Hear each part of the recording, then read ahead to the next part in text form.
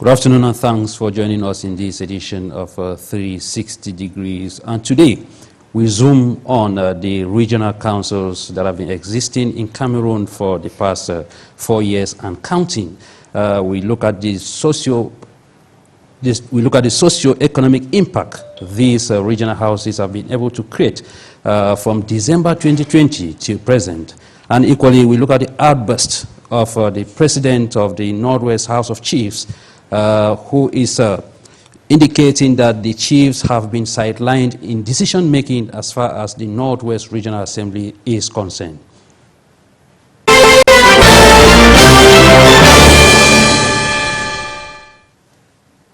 You're welcome back. If you are just joining us, this is 360 Degrees, and like I indicated, today we are talking the regional councils that have been existing in Cameroon since December 2020 till present, and they have less than a year for their mandate to run through. And I have 4 gentlemen with me in the studio that will be helping us to understand some of the key elements as far as these regional assemblies are concerned. We'll go straight away to welcome them.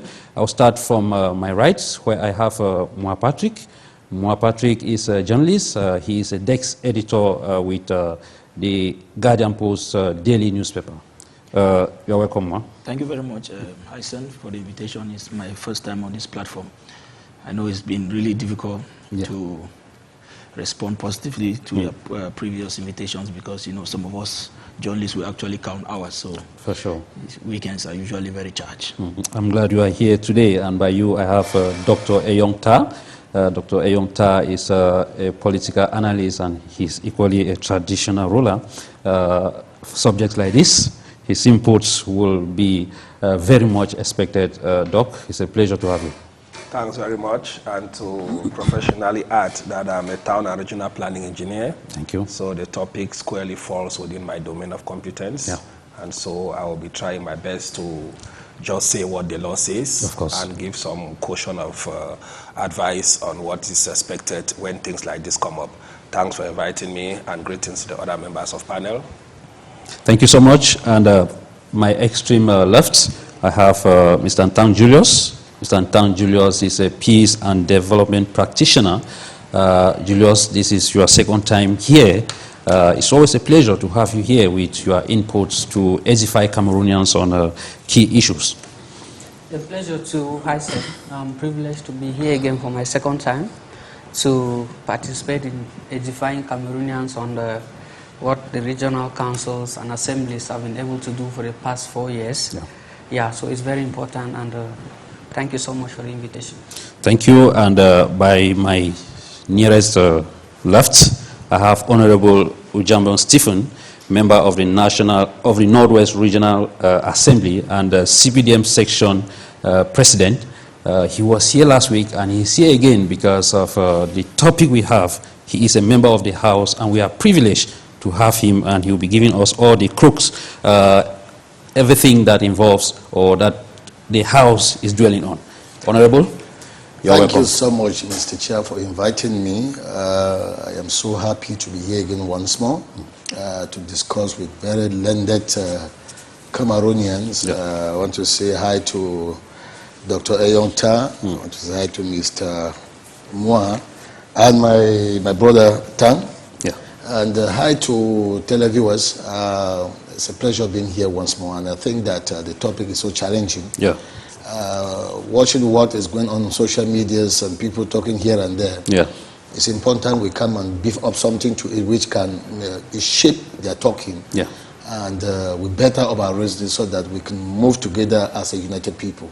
Of course. Thank you once more for inviting me. Of course, a lot of things have been said on social media, and it is important, like Honorable was indicating, that by the end of this 1-hour discussion, you'll be able to learn how the regional houses function. Honorable, without any waste of time, you've been in the House for 4 years. You guys constitute the first batch of the regional councillors in Cameroon. What is the experience like being a regional councillor this far? Yeah, it's so challenging, you know, building a new house from scratch. Okay. There will be those ups and downs. The challenges are there, not mastering what the code says, looking into what has been going on in other houses. You may want to confuse the role of the houses and try to implement it where we are. But I think we've been up to the task. We are doing our best. We are attempting solutions. And for these 4 years, which has been so challenging, we have actually met up with the expectations, though not satisfactory to Cameroonians, but I think we have attempted solutions, and the next mandate may be better than the one we just started. Okay. The structures have already been developed, not quite all, but some have already been developed, which we can perfect their operations in the next mandate. The setup as well is not that which we as the fresh members thought it would be, because you see, Norway has a special status, and on that special status, they've given us what you could refer to as federal ministers, as the commissioners. Okay. We have a commissioner for economy, we have a commissioner for health, for education, for sport, and all these commissioners, we look at them, they are federal ministers. And so if you look at the way they run their offices, they are not quite satisfied. They think that, oh, the power that has been given to us has been withheld by one person. Yeah. And that's why you also see that even in the House of Chiefs, there's also agitation. Okay. Yeah, so it's a gradual process. It's a gradual process. Even with the creation of a public independent conciliator, who is supposed to play an advisory role when there are some misunderstanding, we still not yet to understand the role of the public independent conciliator. So I think this first mandate is so challenging, but we are up to the task. Up to the task. And NTANG Julius, as a Cameroonian, 2020 till date, have you felt the presence of the regional councils? I've felt their presence because I've seen them. Yeah, not like the way you want to know.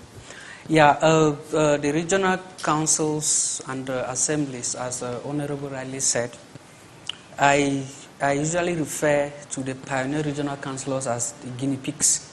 Okay. Because, and what do you mean by that? Because they are actually the sacrificial lambs. You know, when we were back there in secondary school, as a biology student, you start learning how to operate, or maybe as a medical student, you start learning how to operate a human being through guinea pigs. Okay. So it's actually like they are the ones who are testing the waters to see how this regional council is actually functioning.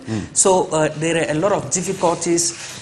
A cross-section of the regional councillors have used the past 4 years to see what they can do, to study the laws, because the decentralization code is something that to read and understand, you actually need a professional in law to be able to help you to do that, to be able to execute your duties very well. So it has been a very difficult task, especially for regional councillors who do not have a background in law, who can easily immerse in that. So it becomes very difficult. And two, the functioning of the regional house, the regional assembly, when I talk of the regional assembly, I mean the southwest, that of the southwest and the northwest. Yes. So it is very complex. You realize that the House of Chiefs is normally supposed to be independent in a way, as well as the House of Divisional Representatives. Yeah. But the way they function and make decisions, it is very complicated. So that is why Honorable here said there is agitation at the Northwest Regional House of Chiefs, because they feel that they are not actually executing their duties with the banning of the Northwest Cultural Festival. Okay. That is where this actually came to limelight, which is very important. Okay, we shall get to that. Doc, as an expert in town planning, 4 years after, can we say our regions are getting better with the coming of the regional councils? Well, I think first and foremost, the regional councils or regional assemblies were not created to solve problems. Okay. They were not created to contribute in development.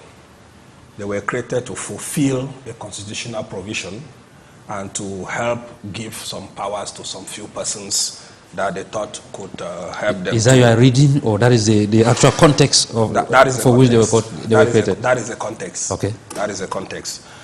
Because when you hear the different reasons that are coming up with unsatisfactory results, it if somebody hears us out of this country or any person who is enlightened, he will then be frightened to say that if people who are supposed to have been learned are given a simple, I call it simple, I specify to the camera, simple management process of coordinating development, and they have challenges of execution, the only excuse they can give is a financial aspect, not about competencies. For example, Honorable Ojambe is a civil engineer.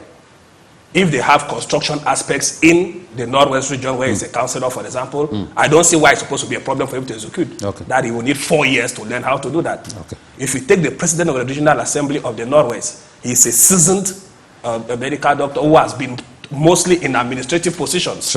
If you go to the Southwest, the president of the Regional Council is a seasoned retired civil administrator, where you cannot claim that he has difficulties to interpret simple law. These are not legal issues. They are basic principles that have been cited but put in place as a law. So the regional, if you look at, for example, the provisions that were given to them in section 278 of the law, the law that governs the activities is already, first of all, earmarked in a whole bulk of document that has 501 articles. Out of that, what constitutes the regional assembly is specific. It's not the whole document. So it cannot take you 4 years to master about some, even let's say it's 100 articles out of the 501. They have no excuse for their failures. The only excuse we give them is that of financial challenges, which we can come to that later on. And to end up, if you look at it in terms of talking about they are trying to, the law is clear on who does what. And I just want to correct what Mr. Tang said. The two houses are not independent. The House of Chiefs is an integral part of the assembly. And people, for example, he said independent to an extent. No, there is no independence. There is none. Let us get it clear. I'll give you what the law says about that. There is no independence. They work as one body. For example, if you talk about the parliament, the parliament and the Senate, there are two independent houses in the way they function and everything. It is not the case here. And to end up, if you look at it in terms of the confusion, when they say the president of the House of Chiefs, it already poses a problem in terms of appellation and who he is. He is not the president of the House of Chiefs. He is a vice president in the regional assembly who chairs the meetings of the House of Chiefs because he is a chief. He has two functions. Let us be clear on that. He doesn't have two functions. He is there as a his post is vice president of the assembly in the regional House of Assembly. Yes, and he's the president of the House of Chiefs. He is not the president, please. Get the correction. I'm talking what the law says. The law says the House of Chiefs meetings will be chaired by the vice president of the regional assembly. That's what the law says. So he's not the president, but the chairperson of the House of Chiefs. If we can put it that way. No. When they sit in a meeting, because he can be deputized in case of absence. And just like he can also deputize in the assembly if the president is not there. So this confusion must be made clear because those appellations can pose a problem as to your duties and what you have to do. So I needed to make those clarifications. MUA Patrick, as a reporter for 4 years, what have you observed particularly about the regional councils? The regional assembly, so to say. Since regional councils and assemblies, all put together. Well, I want to say that the regional bodies that we have, be the regional councils, the regional assemblies, were born out of the arches of the major national dialogue that was held in 2018. And if you talk about, if you're asking my, my viewpoint about what I've observed, I think that so far the regional bodies are still to take off from the foundation stage. In terms of the aspirations, meeting up with the aspirations of the people. I see the regional assemblies in the Northwest and Southwest doing virtually what the local councils have been doing since independence. So there's really nothing unique about what they've been doing for the past 4 years. In terms of development, in terms of the projects that they carry out, I've seen the realized projects in the health domains, in education, with particular attention on secondary education and all of that. It's true that, well, the local councils have, on their part, have focused more with basic education, offering support to. So, but that aside, we would have expected a body that has the destiny of the people of those two regions in their hands in terms of generating their own resources, having some level of real autonomy in terms of what goes to who gets what and why. They will still see the high-handedness of public administrators in the daily business of these regional houses. In terms of, we have seen a governor, for example, suspending an initiative of the head of the traditional institution, and that is the president of the House of Chiefs, though my very good friend, Dr. TARH, seems to be having a different interpretation of what the law says. That's not even the focus of our debate. But I think that he has no powers. First of all, he has no powers. First of all, to maybe we'll come back to maybe we'll come back to that. The law does not give him that power. Maybe we'll come back to that because I think that everything must not be stated in the law. There are initiatives that can be taken by those regional authorities that are empowered to do so. So what I'm trying to say is that the very foundation of these institutions, you know, spells doom for whatever they are doing in terms of the way they are structured. A while ago, JULIUS was talking about, you know, the House of Chiefs, for example, having independence and that kind of. That would have been the ideal, status of those structures, so that they can deliberate independently. You know, and why not even having a situation where both regional assemblies can come together in session? Because what I would like you to note, it's true that the needs of the various communities may differ from one community to another, but we have a common heritage, Northwest, Southwest. And this aspect of thinking that the Southwest should meet in the separate session, Northwest meet, it would have been, those structures would have been designed in a way that they can meet in Congress, like what we see with the Senate and the National Assembly. Because at the end of the day, they are doing almost the same thing. And so you can always pick from here to modify this way, and so that both regions, they grow together, since they appear to be enjoying what people call special status, though there's really nothing special in the status. We're going to come to that. Okay, we are going to come to that. We're going to come to that because you may be laughing. I tell you one thing, in 2019, I spent months in France, and I came face to face with what special status means. Living the experience in Monaco. So when you talk about special status, I laugh because what we have here is not special status. Special status is not because the Northwest has House of Chiefs and the littoral region doesn't. There's no difference in terms of how those houses function. They don't have autonomy. The Northwest and Southwest don't have, they enjoy the same quasi-autonomy like the other 8 regions. So if we're going to come to the aspect of special status, so that we give practical examples, like I'm talking about the experience I live in Monaco and what happens in Quebec. Why not in Hong Kong, in Zanzibar, and other areas that are enjoying special status? We cannot sell the goat and we keep the rope. Their own, they stay keeping the rope. Thank you so much, MUA Patrick. Gentlemen, let's go and get this reaction or this declaration from the Vice President of the Northwest Regional Assembly, who doubles as the Chairperson of the Northwest House of Chiefs.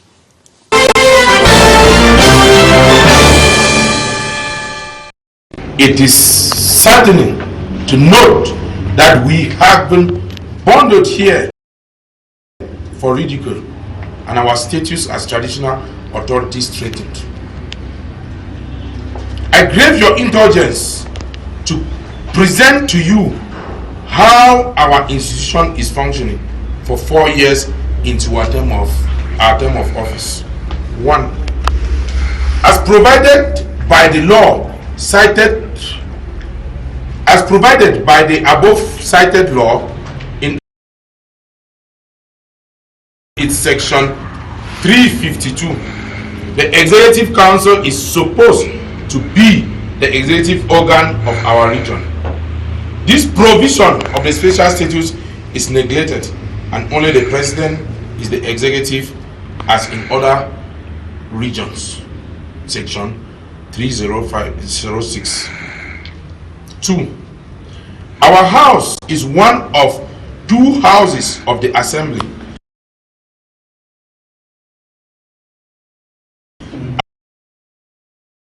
And as provided by the law, section 345, we are supposed to receive regional deliberations and give our opinion. Unfortunately, we have never received a regional deliberation and thus have never had the opportunity to give any opinion for the adoption of deliberations. 3. In this session, we will vote and adopt a budget for the Assembly. I regret to inform you that I was not associated with the preparation process and not also associated with its execution. Some of us have been invited for an end-of-year cultural jamboree organized by the Assembly. The organization of this jamboree is an indication of how far traditional rulers are neglected. I see dignitaries being decorated with traditional attributes by our subjects. What a slap to our face. As Vice President of the Executive Council and President of the House of Chiefs, I am not able to know who prepares the food we eat during sessions, where it is prepared, and the conditions under which it is prepared. Food preparation, storage, and preservation is sacred to a traditional ruler of the Northwest region. These practices desecrate the traditional heritage of the Northwest region, and it is regrettable that we can do nothing about it.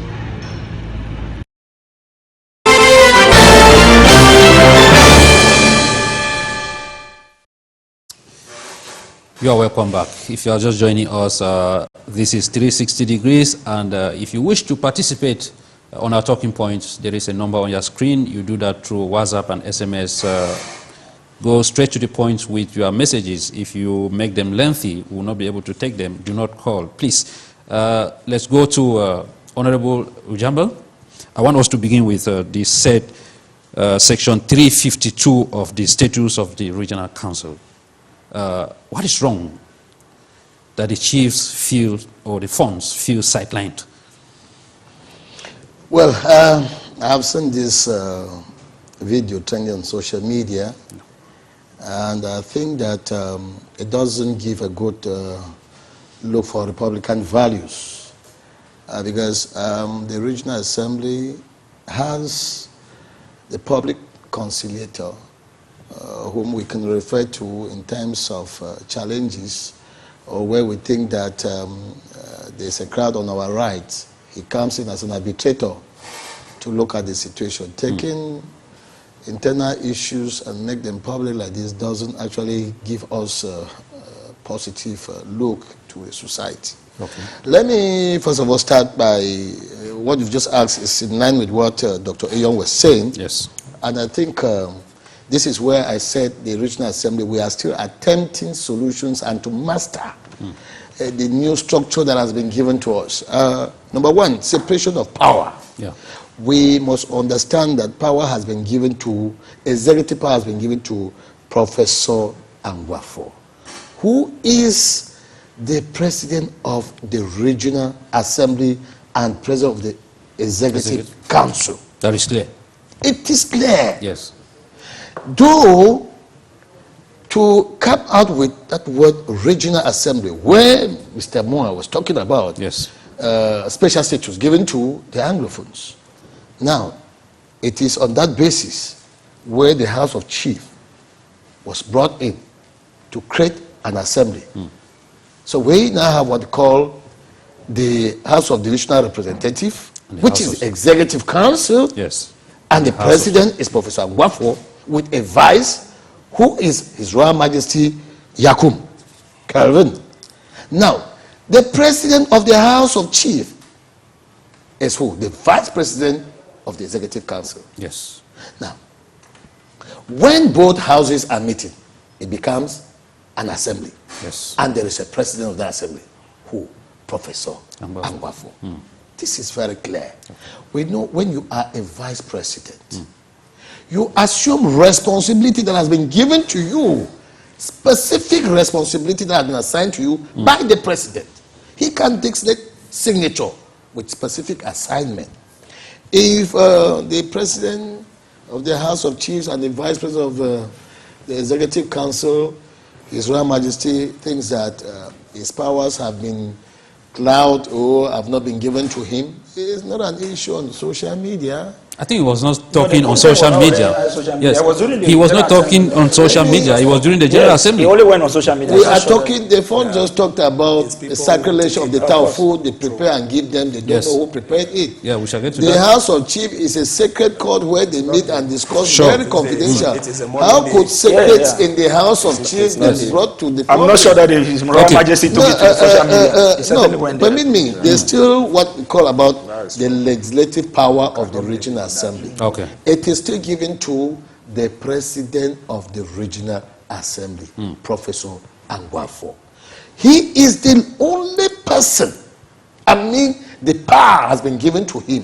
When we deliberate, when we discuss, he is the one to implement all those laws in the region, not the vice president. And so I think there is a kind of a misconduct and conception about the position we occupy. It's also important that when these positions are given to us, we need counseling, we need some training, we may be educated. But when it comes to the interpretation of the law, we need an expert. Yes, I just want to cue in from where a very good friend, Honorable UJAMBENG, ended, to say that I understand your position. You are a member of the House, and I'm not sure that you can come here and want to watch the dirty garments or to continue the process of watching the dirty garments in public. Because throughout, to be honest with you, you have been holding briefs for the President of the Regional Assembly in the Northwest. You have been holding briefs for him. It is very evident. You cannot sweep all the concerns raised by His Royal Majesty under the carpet. You cannot sweep them. To begin with, he has raised a very important issue about Northwest Fons. I don't want to call them chiefs. I don't know where this appellation of House of Chiefs came from. It's first Northwest Fons, yes. They took it from history. Yeah. So you cannot blame them. That's true anyway. It's a generic term anyway. But the point is, the chiefs or the Northwest Fons who are part of the assembly have their specific issues that matter to them. And that's why he keeps talking about the Fons not taking part in deliberations. That's virtually be sidelined. In terms of, for example, the plan of action of the regional assembly, for example, they must factor in concerns from the traditional rulers, and that is what he's talking about. That sometimes they see these things when the deliberations are already been done and already it has been vised as the position of the assembly, and so we cannot sweep that under the carpet. Again, if we talk about the aspect of food, it might look so, so minute. Yeah, it might look like, it is a major concern. Serious issues. Those are serious issues. Those are serious issues. Why not hand even that aspect to the traditional rulers, so that the Queen Mother, so that they can, and that's why we're talking about. He started off by mentioning the aspect of separation of power and all of that. If these two institutions from the beginning were granted independence in terms of, like you mentioned, the National Assembly and the Senate working in a bicameral nature, all of these complaints would have been handled from the beginning. That's what I mentioned earlier on, that the laws laying down or creating these institutions created the problems from the beginning. Otherwise, you cannot. I come from royalty. You cannot have a subject, an ordinary subject, no matter your state, you lording over the traditional ruler. You understand? So this aspect, for example, is a ridicule to have a traditional ruler as vice president under an individual who has nothing closer to royalty. And so I will come to you. The laws need to be looked into. I will come to you, Honorable. Yes. All of those things have to be handled. Yes. Doc, though you are more of the fact that he's a vice president, but I think there he's talking as the head of the traditional institutions, and he's talking about 4 years. Do you see that, no matter that for 4 years the Fons have been observers in the Regional House of Assembly? Firstly, the Fons said one thing that is legal, that is in law. The article that he said, Article 345, where he says after deliberations, Yes. because what happens is that these two houses hold 2 sessions per year. Yes. The opening and the closing each time they meet. Yeah. Then after that, they work on 2 separate houses. Sure. So within the context of the law, that Article 345 that he quoted, when they do deliberation in the Divisional House of Representatives, Yes. within 24 hours, they are supposed to forward it to the House of Chiefs for them to make amendments Yes. or to adopt Yes. and send back. Comment, Yes. to comment. And he Comment. said, and he Now, says, let me come. Yes. Let me come. At that level, if they have not been given that, it means the House of Divisional Representatives is breaching the law. I think he was very clear. He said, he was very clear. He said, we have never given our opinion. That is why I think- that's why yes. I said I want to go legal. And I told you I'm not here to talk about social media talk. For sure, sure. I'm not here to talk quarter talk. I'm saying what the law says, and I will remain within that aspect, though I will not go off to not to recognize certain things as he was trying to say. So I'm saying that at that level, that is the only thing he said that is legally correct. Okay. And needs to be corrected. That is understood. And let me remind you, the other 2 sub-articles of that same section does not even give them the right to change anything. Because it says that where they persist in disagreement, the House of Representatives has the right to vote by simple majority and it goes executioner. So what he said there that they were supposed to have known in the beginning, as we decried, was that what they were entering into has not been well fizzled, has not been well thought of. Yeah. It has been done in a hurry, and just that's why I said in my opening statements that that institution was not done with the purpose of resolving any problem. And if anybody goes there with that in mind, he will only be creating problems for themselves. Okay. What they need to do is to work in a cordial atmosphere. For example, there is no article in the law that gives the duties of a vice president in any assembly. There is none in the law. There is only the president and the functions of the president. Now, within the same law, there are only 4 things that the House of Chiefs can be consulted for. Okay. 4. Okay. I read them. 1, it shall give its opinion on the following: the status of the traditional chiefdom. That is the first. The status of the traditional chiefdom. Yes. 2, the management and conservation of historical sites, monuments, and vestiges. 3, the organization of cultural and traditional events in the region. Good. And 4, the collection and translation of elements of oral tradition. Here, their opinion shall be. They didn't say they organize. Yes. They said they will be asked their opinion. Of course. So they don't have the right Okay. to organize a cultural festival. Okay. The region conceives it, and then out of respect, I repeat, out of respect, can now say Respect of the law. Okay. no, there's no law. Okay. My brother, It's not a respect of the No, law. Okay, thank you, no, Doctor. Listen what the law Doctor, says. Listen, please. thank you, Doctor. No, listen I to get me. you. I get your It point. said it shall give its opinion. It didn't say they shall organize. Okay, yeah. It shall I think give we are its saying opinion. the same thing. No, not the same thing. Let me come Because to- if we Doc- don't get these things, we'll be confusing ourselves for nothing. Doc, please. There is no problem Doc- between these people. Doc, please. There's not initial. Doc, I'm please. saying that Doc, please. what you have stated, Muad, please. when I talk about the respect of the law, it is because what has been happening is like it's a favor that they get to the funds to get their opinion on these issues. Muad, But the please. law is Muad, clear on that. The law okay. is not silent on that. Thank you. I have already So they quoted must that. you have quoted that and said that they have to be Dr. Eyong, consulted it is in clear. respect Now, of the law. Dr. Eyong, it is clear. Let us limit ourselves to the level of the opinions. The fund was very clear that they have been invited for a cultural jamboree, which means that even that opinion was was never taken into consideration. I just supported that. Yeah, in the yes, essence of Julius, the law. is that not What he problematic? quoted, Yeah, that yeah, they have consulted is wrong. I've already answered that. Sorry. What we should simply understand from the message of His Royal Highness is very clear.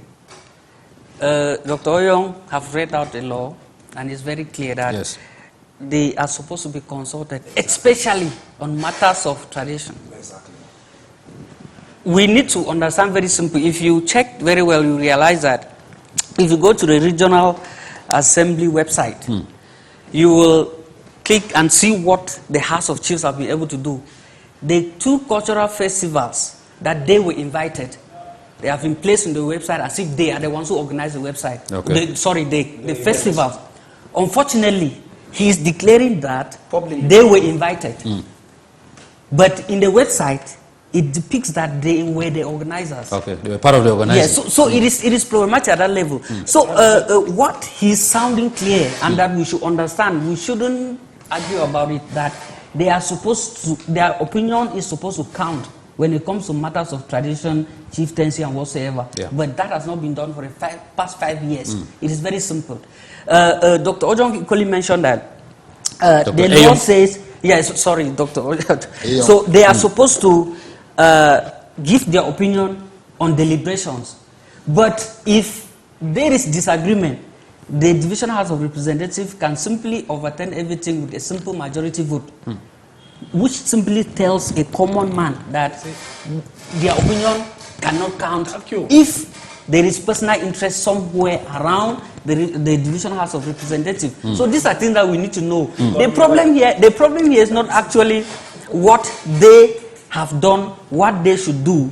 It is to understand the law and the intentions of the law. That is it. When you read a law, you understand the intention. You understand that this law is destined to make you useless or to give you no power. Okay. And that is what, when you read through the functioning What about the laws of nature, like MUA was citing? when you read through the functioning of the Northwest Regional House of Assembly, like others, you realize that there are so many things that are vague. And it is intention to simply make those who are there very useless.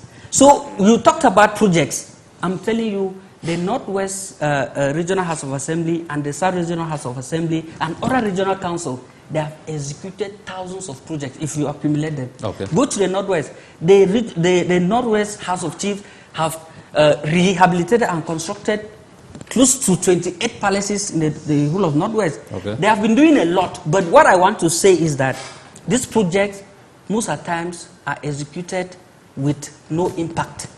That is where we should actually underline. They disburse huge budgets, but the projects are executed in a way that the population do not feel the impact. I can cite so many of them.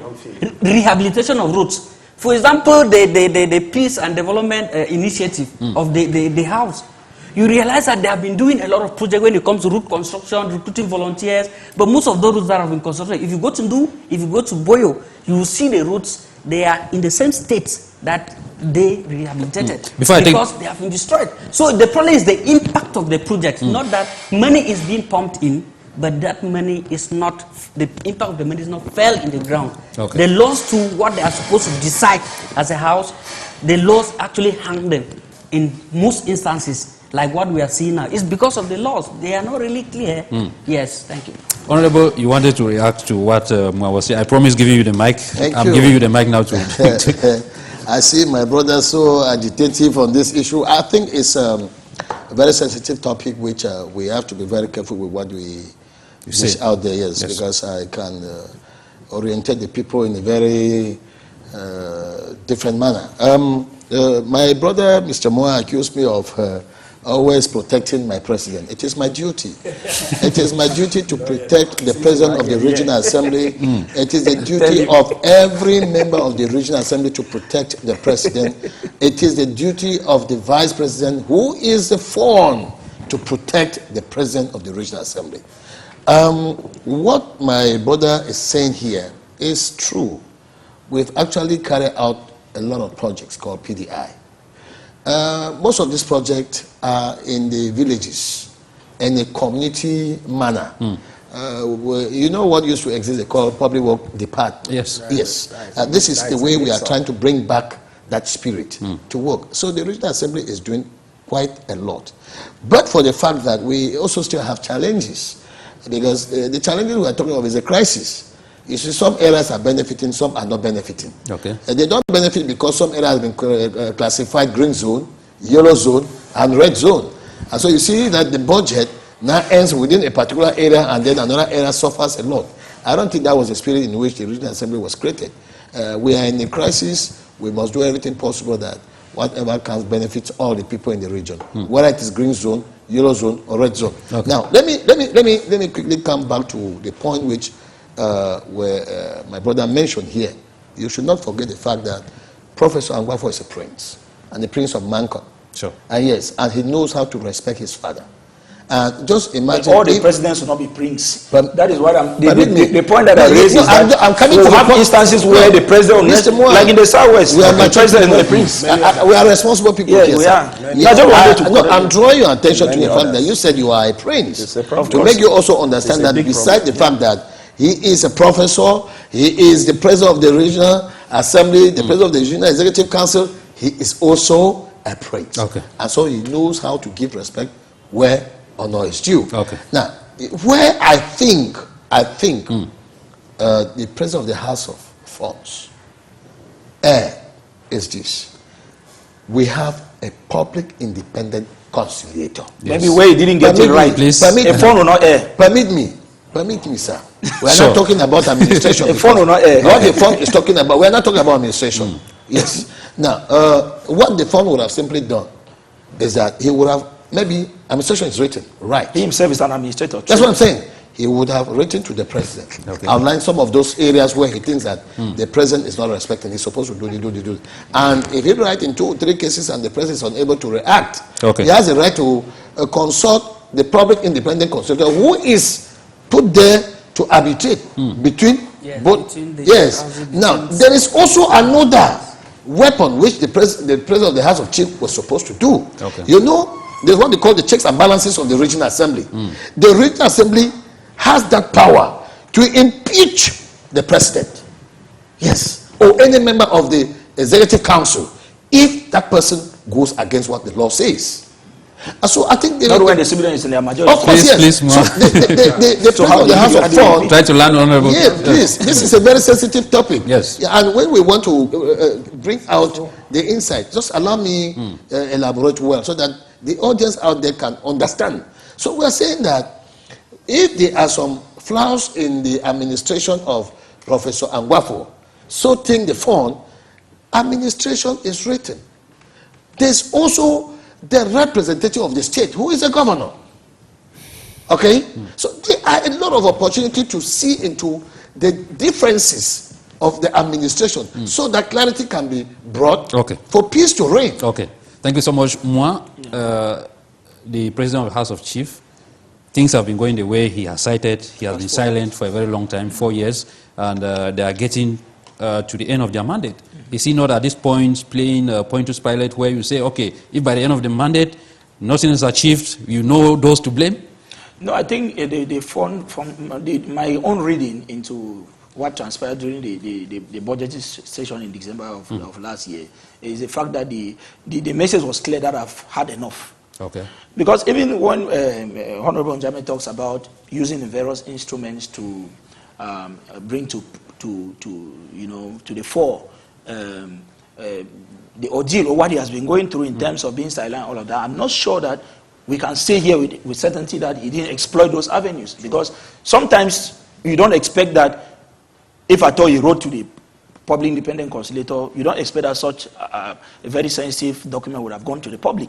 So I don't think that we're in the right position to know whether he had exploited all of those avenues before coming because remember, he was addressing the assembly in the presence of the president. It was not just some kind of blackmail, it was not just some kind of gossip here and there. He was doing that in the presence of the governor, in the presence of all the divisional representatives and the president. And there was a response to that, because I remember in one of our professional WhatsApp forum, the one guy who happened to have attended said the person who is circulating this didn't equally circulate the response because there was a response to that. There was a speech he presented, and so and that is why it was important that he's here present to give us some of those clarifications. He has not given us the clarification what the response was. Onjambe was in that session. No, I have just told you. Listen, thank you. You see, let me repeat it again and say that what the president of the House of Fons is complaining on is an issue where it could be carried to the public independent conciliator. The public independent conciliator would definitely get back to the president to interpret what the law says, so that if there are some fouls somewhere in the execution of their functions, there could be some order for the both houses to operate freely. Okay. So this should be before I come to you, Doc, maybe the last element on that, the practices desecrate the traditional heritage of the Northwest region, and regrettably, we can do nothing about it. Thank Julius, you are a prince. When you hear such a declaration from a traditional ruler, what feelings does it give you? Yeah, thank you so much. It comes back to what I told you, that when laws are put in place, the traditional authorities in Cameroon, they are in a state, and that state has laws. no matter the type of sophisticated traditional norms that you have, in as much as the state has consumed those norms, they have nothing to do. That is what he's simply talking about. There at the regional assembly, we have a code signed by the heads of state, and it is well respected at that level. And when they look at the code, and then the way it is implemented, they realize that they cannot do anything because, first of all, the code and the functioning, there is already some flaws that if they can do anything, it will start from the laws. Because without the law, you cannot do anything. You can talk, go around the street, but they will only quote the law to you, and then you have to silence yourself. So that is why they are saying that they cannot do anything about it except to be radical. Because now, Honorable is trying to tell us that the way he came out, he was being radical because he did not actually follow some soft procedures to actually resolve the problem. So he has said he was actually edified at the house that he was supposed to normally pass through the processes before actually coming out at that level. Okay. Which means he might have gone radical because he saw that the law could not actually protect them. Okay. And he's not alone. Dr. TARH, his outing is not just, one among a dormant environment. Remember that just 2 years into their mandate, the House of Chiefs President, the Southwest, Chibaten Ibako, equally made similar declarations during a public outing on state radio when he decried the fact that chiefs in the Southwest were being sidelined too from the entire process. So there's really a serious problem with the law setting up those structures. And I think that until we go back to the foundation, the base, we'll keep having these problems. Okay, thank you so much. There are people who are worried out there. I will come to you, Dr. TARH. People who are worried out there sending and asking questions. Honorable UJAMBENG, 4 years and counting, at what level are we with the implementation of the special status? The special status is a blank check that has been given to us. I have a different impression about what we have actually done as implementation of the special status. The check has not been filled. Apparently, maybe we are afraid to fill the amount that we want as a special status. I think so, because that is a political decision, and it needs only a political will to be able to exercise that. We can only say that there's a respect to the word the special status by the fact that Northwest and Southwest has been given an extraordinary appellation regional assembly. Okay. While the other 8 regions enjoy having regional councils. But if you go into the interpretation of the law, here they call it regional assembly, here they call it regional council, here they call this. Even in the budget, the designation of the budget that comes from the state to the regional assembly or the regional council, there's no great difference between what is given to the other regions with what comes to the Northwest. But I think there's a little bit of some facilities we enjoy about free management of the regional assembly. Okay. But a lot more needs to be done. And I think that experts should be able to define concretely to the understanding of the common man what they are referring to as a special status. Okay. Because even with us in the regional assembly, sometimes we want to exercise to a certain level, we are called back to order, and you begin to imagine yourself whether we are not really caught up somewhere with a special status. But though on papers we have the appellation of a special status, yes, we enjoy the appellation of a regional assembly as part of the special status. But I think there's a lot more to be briefed on that, so that Anglophones, Northwesterners, Southwesterners can feel that there's something called special status. Dr. EYONG, is it not taking too long? At this point, we still have, if we go by the analysis of Honorable, we still have a name, which is interpreted by different people in different ways. Well, we already said so from a professional perspective that there is no distinction between the two. For example, if they are talking about the House of Chiefs that is made up of 20 traditional rulers, in all the other 8 regions, there are 20 traditional rulers within the 90 regional assembly councillors. Yes. Okay? And so, in those other 8 houses, issues that have to do with customs and tradition are also sent to those same people who are the traditional rulers in the other 8 places. So apart from the fact that they are not sitting as a house, they are performing the same duties, just like that's why I told you that it is a way to just have given some powers to some people, and they did not see it that way despite our cry. You know, because if the traditional ruler today comes up to complain that for the past 4 years they have not been asked their opinion, the question is, the 2 houses hold their meetings at the same time. They are convened by the president of the assembly, and they hold the meetings simultaneously. Within that period, what have they been doing in their own sittings? Let us get it clear. Yeah. What were they discussing? Because it takes place for at least 8 days. And when it is a finance session, it takes about 15 days. These are the 2 deliberations that they have. So within the 8 days when it is normal session, for the past 4 years, what do they normally do when the assembly is sitting, except the assembly has not been taking place for 4 years?